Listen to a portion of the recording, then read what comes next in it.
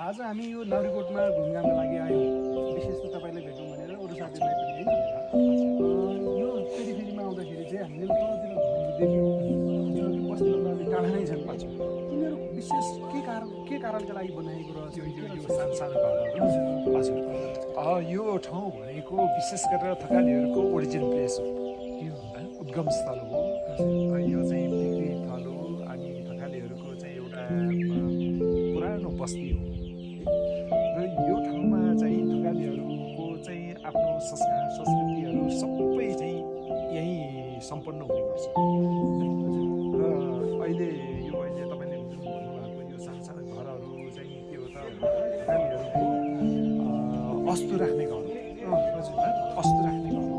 र यो घरहरू पनि आफ्नो आफ्नो गोत्र अनुसारको अस्तु राख्ने गरिन्छ कि।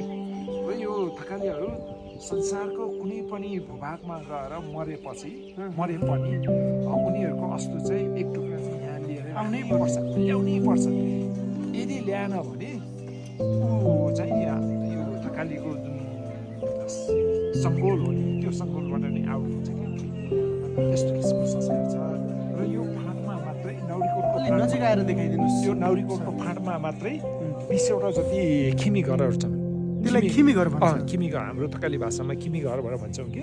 र खिमी घर भनेको बाजे बजेहरू के एन्सेस्टरहरू उहाँहरूको चाहिँ अस्तो राख्ने गरिन्छ। परापूर्वकालदेखि नै राख्दै आउने हो।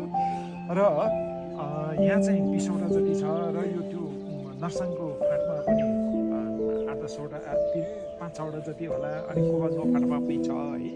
र संसारभरिको थकालीहरू जहाँ जसरी फिचिरहेको छ नि आफ्नो पेसा व्यवसायको लागि जहाँ पुगे पनि उनीहरू मृत्यु पश्चात यहाँ चाहिँ उनको अस्तु चाहिँ लिएर यहाँ राख्नै पर्छ।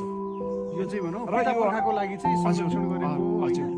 अनि के छ भन्दाखेरि यहाँको पूजा गर्ने चलन कस्तो छ भन्दाखेरि जस्तो आर्यनहरूले यो दसैँको सोह्रश्राद्धको बेलामा जुन पिण्ड दिने गर्छन् नि त्यस्तै किसिमको हाम्रो परम्परा चाहिँ के छ भन्दाखेरि त्यो सोह्रश्राद्धको बिचमा झाँक्री अथवा टुम्ब भनेर भन्छ कि लामाद्वारा चाहिँ विशेष पूजाआजा गरेर दाजुभाइहरू सबै बसेर त्यहाँ अस्तुलाई चाहिँ पूजा गर्ने चलन छ। आफ्नो पितृहरूलाई मान्ने सम्झेर चाहिँ त्यहाँ पूजाआजा गर्ने गरिन्छ। र त्यहाँ चाहिँ उनलाई आवश्यक पर्ने खानेकुराहरू सबै त्यहाँ चढाइन्छ। अनि चढाइसकेपछि दाजुभाइको जुन कोष हुन्छ नि त्यो कोषबाट नै 2-3 दिनसम्म चाहिँ दाजुभाइहरू बसेर रमाइलो गरेर खानपिन गर्ने। त्यसपछि बिदाइ भएर आफ्नो ठाउँमा जाने चाहिँ छ। यति राम्रो जानकारीको लागि धेरै धेरै धन्यवाद।